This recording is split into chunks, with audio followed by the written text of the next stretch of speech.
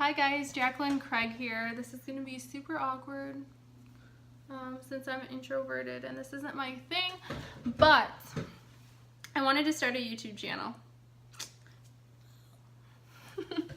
I wanted to start a YouTube channel for a couple different reasons. One, I've received a lot of feedback on my travel blog to start doing videos on my tips, tricks, and being able to share some of my adventures with everybody for those who can and cannot travel, so that people can get insight into what it is that I do, and then also get insight into how do I do it in an expensive way since I do the budget travel blogging. So that is reason number one. And then reason number two is I'm finding it more and more common to be able to follow different people through different social media forums and then not truly get to know them for them. So I want to use my YouTube channel as an opportunity to reach out to everybody, to truly get to know me, whether you like these videos or not, and just kind of put it out there and put my life out there, and at least in the traveling that I do, just to share a little bit of me with everybody that's already taking the opportunity to watch different videos, etc. So there's that. I just wanted to go over two different things really quick, because my goal is to make this under 7 minutes, which I'm already at 1. So here we go. Two different things that I want to quickly cover. One is why I started travel blogging to begin with and how I started traveling in general. And then the second thing is how I afford to do it, since that's usually my most common question. Meanwhile, there's a hurricane outside. Alright, so why it is that I got started with travel blogging. And I'm going to try to make this very long-winded story very short and simple. A few years ago, I was just out of college, didn't know what I was doing. I graduated with a finance degree. I didn't know if I wanted to go that route or not. I went with a girlfriend and her class, one of my best friends, and her class, to Spain.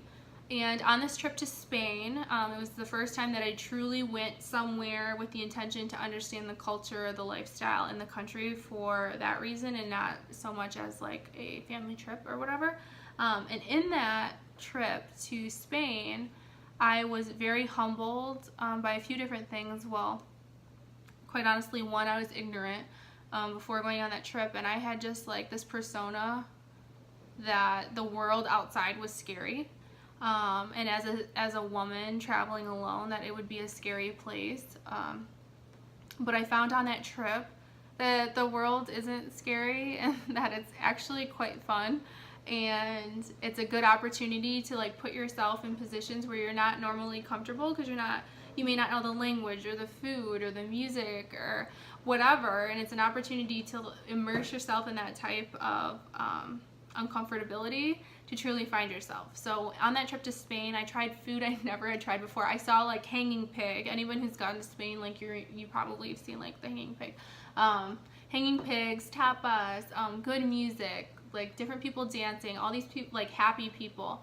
And I just remember how genuinely happy people were to be with other people, and it wasn't about money or like having like great things. Like I remember going to a plaza at 7 o'clock, or it was probably later than that because it was really dark, late at night, and seeing all these different families get together in this shared space, just like talking, conversing, and laughing. And that was the first time that I realized like the sense of community, and that what it was that I may be lacking in my personal life. So that was always something that I took with me when I got back home. But when I also came back home, I realized, well, one, I just had this like jet set mentality. Once I got back, I'm like, if I saw that when I went to one country in Spain, and I felt like I found myself just this bit while there, and understanding the sense of like time and importance and living in the moment, that maybe, just maybe, over the visits of several different countries, I would find myself. So that's why I started travel blogging. That's why I started traveling in general. And over the last 4 years, I wrote it down somewhere. I think the numbers are like 16 different countries and 27 different states.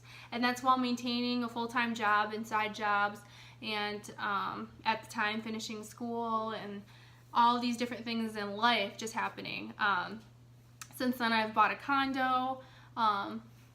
The irony in all of that is, like, I go and do all this traveling thinking that one day I would find my future home, and like home ended up being like literally where I was born and raised and came from, which is Michigan, which I think is kind of cool, honestly.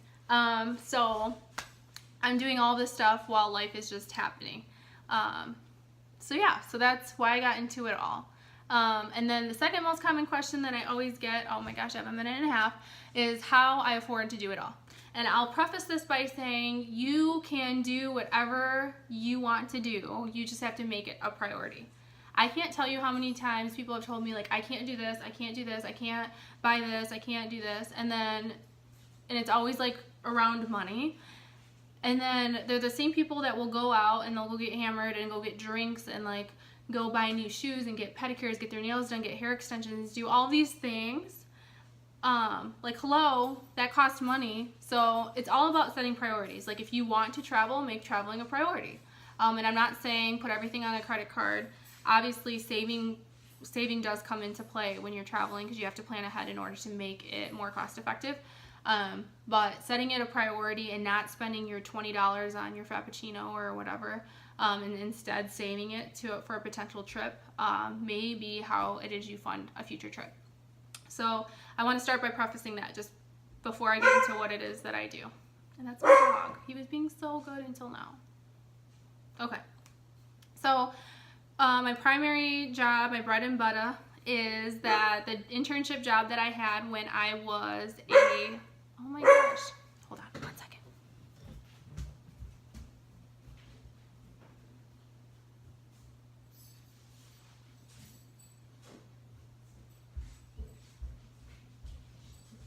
Okay. Yeah, that was real life. Now I'm over 7 minutes, but it's fine. So my primary job is the internship that I had when I was in college. It ended up being a company that I still work for today. So it's now been 5 years. I'm 27 years old, in case you didn't do the math.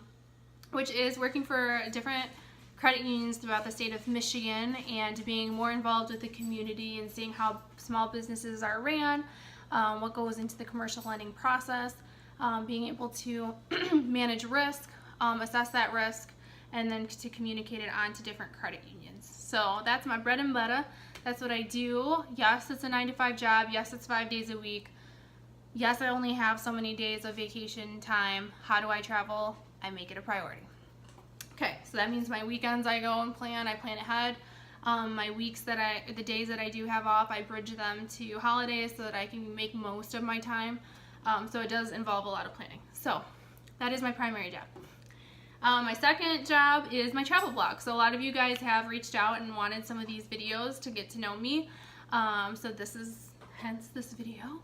And yes, every single click that I get or advertisement that goes on to my travel blog when I start posting stuff, I do make money on. So every single time that you guys read it, even though it sounds stupid, or it may go to your Gmail because you subscribe, but every time you physically go to my website and click, I get some money. So thank you guys that do that. It's getting bigger. It's obviously not paying all of my bills, but I'm super grateful, and it's just really refreshing to be able to write, honestly, and log all my trips, and then for some of you guys being able to benefit from reading some of those itineraries that I post on trips that I've made. So that's a way that I feel like I've given back in some sort of way, which is much more rewarding than all the clicks, but I do appreciate the clicks because I get paid for them. Okay. And then I also have another job. I wouldn't even consider it a job. It's really creating confidence. And so I'm a hair consultant on the side. This is in addition to the work that I already do.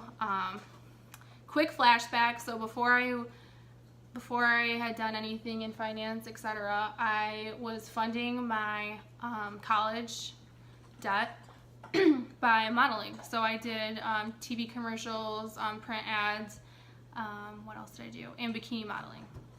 So I did those things to help pay for college.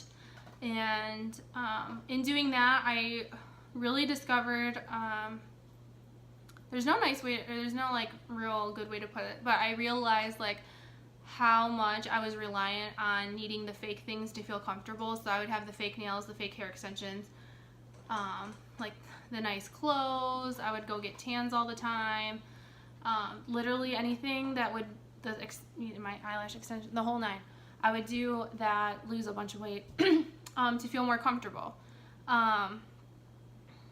And a little while ago, not a little while ago, it was a couple of years ago, I started to pull back from doing those things and spending more time in feeling comfortable with me.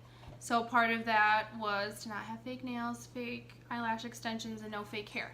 So I started researching different companies, and I came across a company that I now help do hair consulting for different people who are trying to keep their natural hair and want it healthy and with different products that are made for their particular hair type.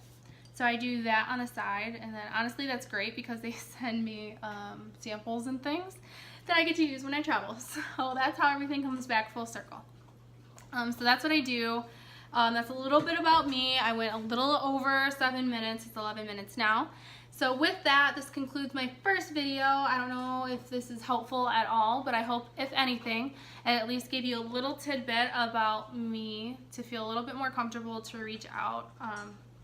Like I say, this whole social media thing, I think it's being blown out of proportion, and that we spend way too much time on it and on things that don't matter. So I at least wanted to be relatable and reach out and just be me without all the edits and things, in hopes that maybe someone would feel motivated to maybe take a trip or to reach out. Okay, so with that, I love you all, and quick thank you to my life coach, Doris Haig, who helped motivate me before this call to spend the time in doing this since I was terrified. And yeah, with that, it's over. Love you all. Bye.